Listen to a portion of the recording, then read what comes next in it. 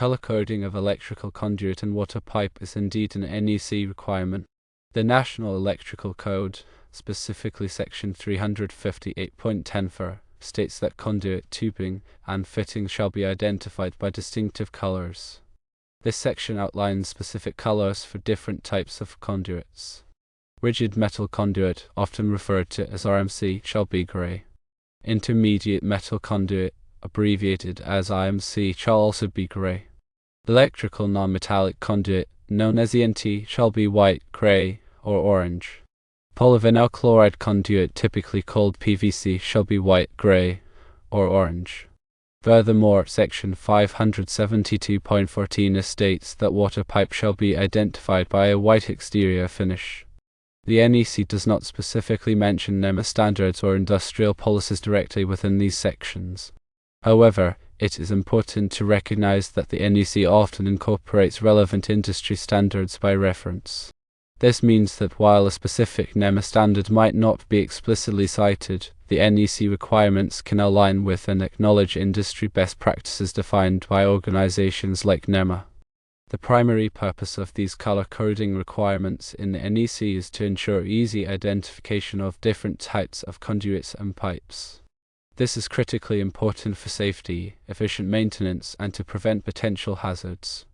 Consider a scenario where multiple conduits and pipes are installed in close proximity.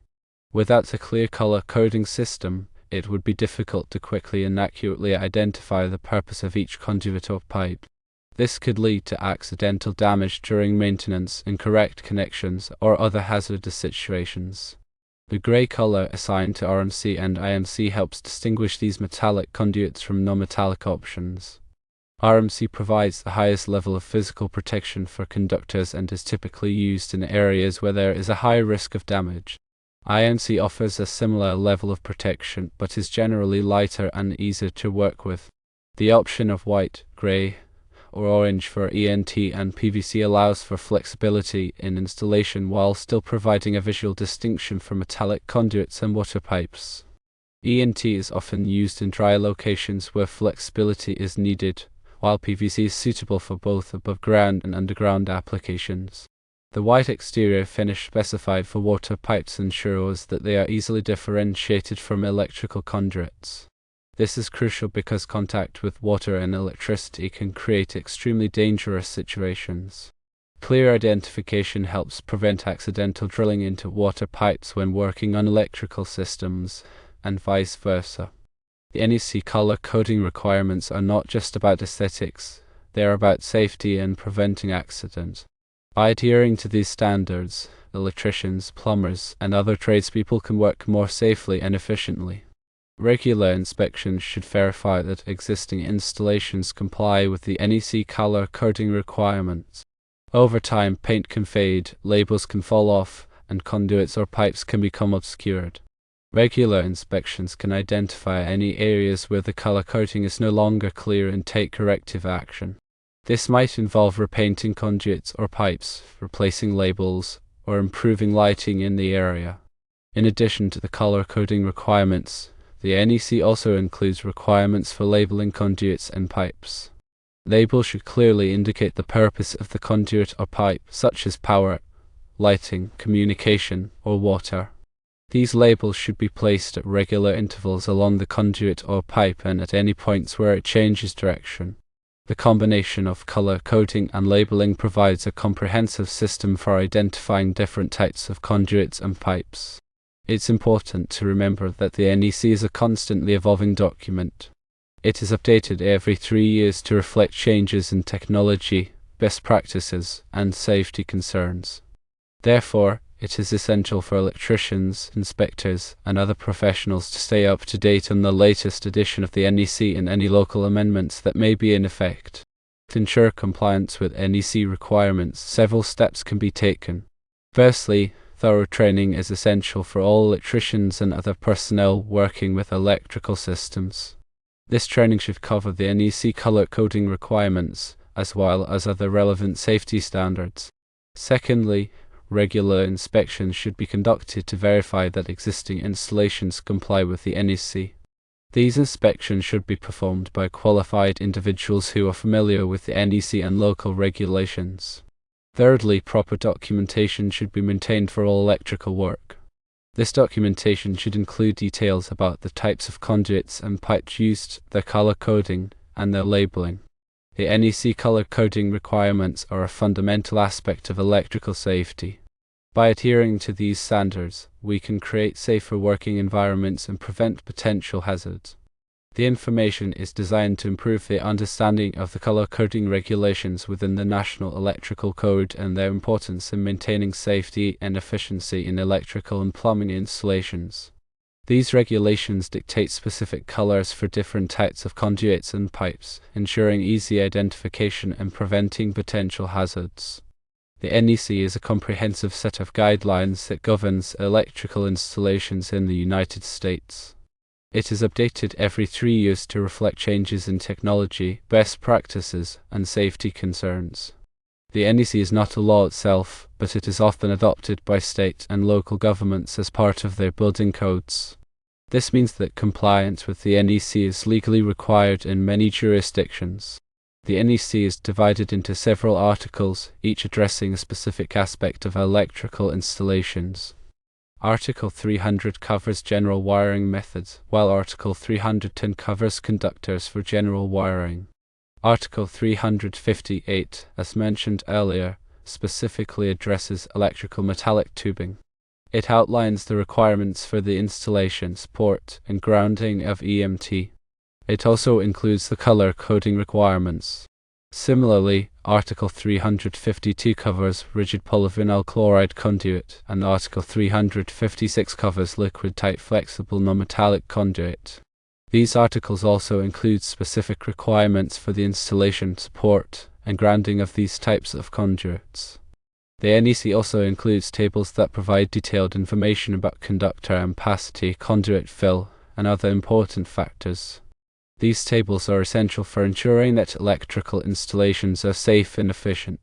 For example, Table 310.15b16 provides the allowable ampacities of insulated conductors rated up to 2000 volts. This table takes into account the conductor material, insulation type, and ambient temperature. The NEC also includes requirements for grounding and bonding. Grounding is the process of connecting electrical equipment to the earth. This provides a path for fault current to flow back to the source, which helps to protect people from electric shock. Bonding is the process of connecting different metal parts of an electrical system together. This helps to ensure that all metal parts are at the same potential, which also reduces the risk of electric shock.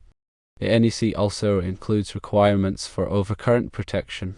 Overcurrent protection devices, such as circuit breakers and fuses, are designed to protect electrical circuits from damage caused by excessive current flow. These devices are designed to trip or blow when the current exceeds a certain level, which interrupts the flow of current and prevents damage to the circuit.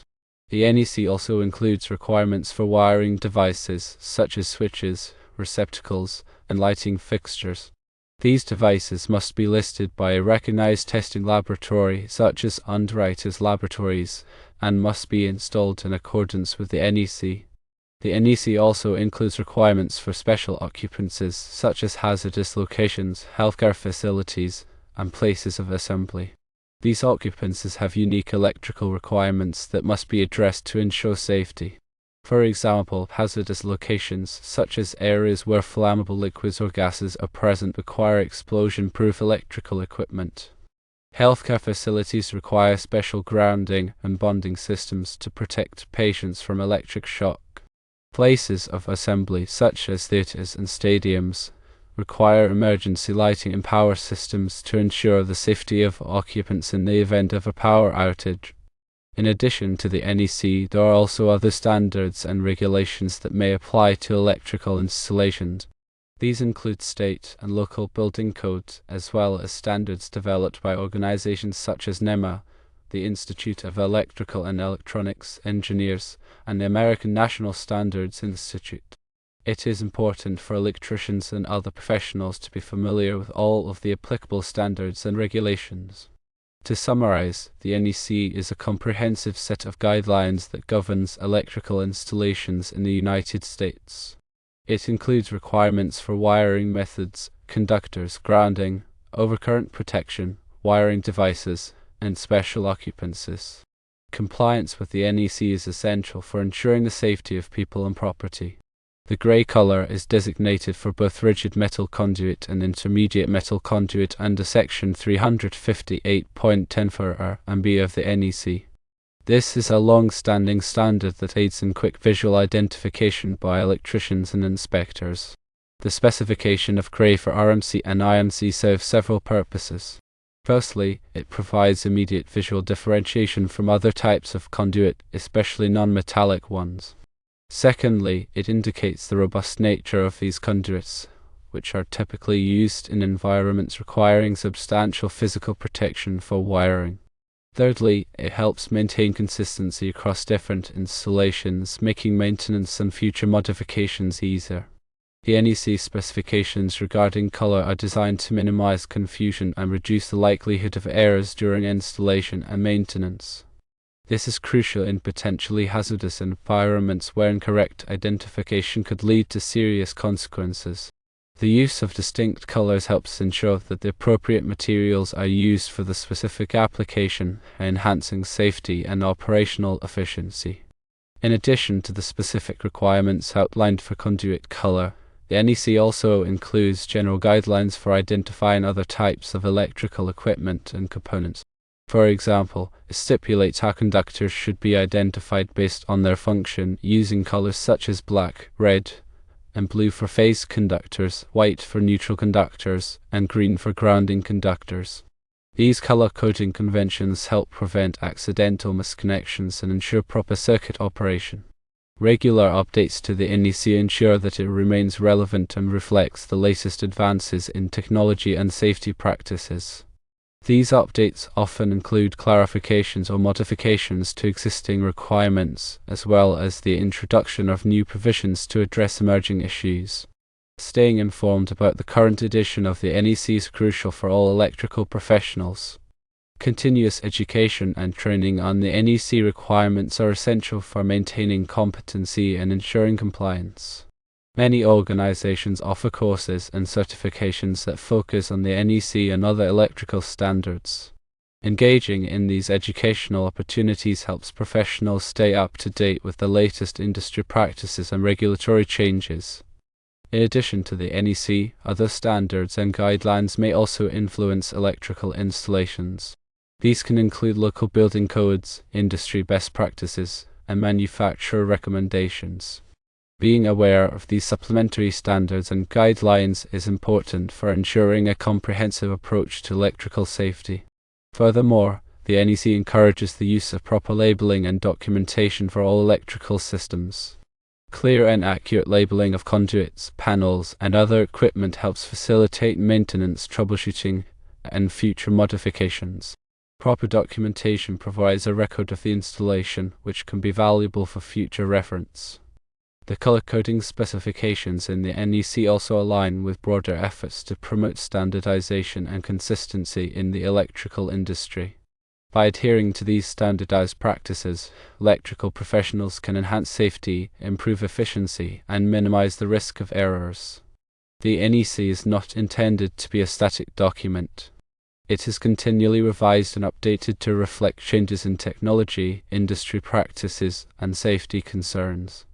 This ongoing evolution ensures that the NEC remains relevant and effective in addressing the challenges of modern electrical systems. The process of updating the NEC involves input from a wide range of stakeholders, including electrical engineers, contractors, inspectors, manufacturers, and consumers.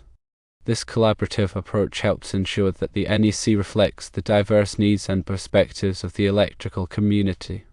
The NEC is organized into chapters, articles, and sections, each addressing a specific aspect of electrical installations. This structured format makes it easier to locate specific requirements and navigate the document. The NEC also includes numerous tables, figures, and examples that provide additional guidance and clarification. These resources can be particularly helpful for understanding complex requirements. The color coding requirements in the NEC are just one example of how the code promotes safety and consistency in electrical installations. By adhering to these requirements, electrical professionals can help prevent accidents, improve efficiency, and ensure the reliable operation of electrical systems. The NEC is a valuable resource for anyone involved in the design, installation, inspection, or maintenance of electrical systems. By understanding and applying the principles of the NEC, we can create safer and more efficient electrical environments.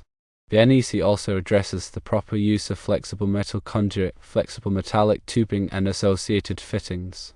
The proper selection and installation of these materials is crucial for maintaining the integrity and safety of electrical systems. The NEC provides specific guidelines for the support and securing of conduits. Proper support is essential for preventing damage to conduits and ensuring that they remain securely in place. The NEC also addresses the issue of corrosion protection for conduits. Corrosion can weaken conduits and compromise their ability to protect conductors. The NEC requires that conduits be protected from corrosion, especially in harsh environments. The NEC also includes requirements for the installation of conductors in conduits. The NEC specifies the maximum number of conductors that can be installed in a conduit of a given size. This is to prevent overheating and ensure that conductors can be easily pulled into and out of the conduit. The NEC also addresses the issue of conductor insulation. The NEC specifies the types of insulation that are permitted for use in different applications. This is to ensure that conductors are properly protected from damage and that they can withstand the operating temperatures of the circuit. The NEC also includes requirements for the grounding of electrical systems. Grounding is the process of connecting electrical equipment to the earth. This provides a path for fault current to flow back to the source, which helps to protect people from electric shock. The NEC also addresses the issue of bonding. Bonding is the process of connecting different metal parts of an electrical system together. This helps to ensure that all metal parts are at the same potential, which also reduces the risk of electric shock. The NEC also includes requirements for the installation of electrical equipment in hazardous locations. Hazardous locations are areas where there is a risk of fire or explosion due to the presence of flammable gases, vapors, or dusts.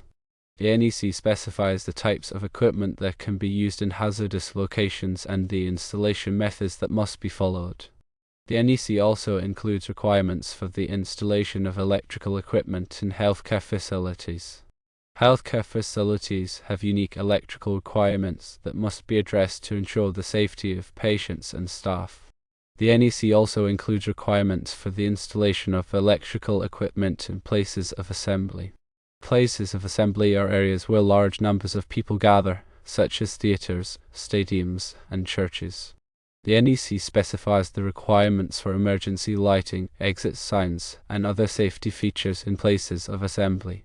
The NEC also includes requirements for the installation of electrical equipment in residential occupancies. Residential occupancies are homes, apartments, and other dwellings.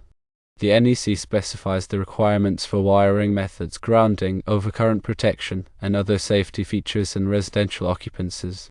The NEC is a complex and comprehensive document that covers all aspects of electrical installations. It is essential for anyone involved in the design, installation, inspection, or maintenance of electrical systems to be familiar with the NEC. The NEC is constantly evolving to reflect changes in technology and safety practices. It is important to stay up to date on the latest edition of the NEC to ensure that electrical installations are safe and compliant. The NEC is a valuable resource for electrical professionals. It provides the guidance and information needed to design, install, and maintain safe and reliable electrical systems. Remember to consult the latest edition of the NEC for the most accurate and up-to-date information.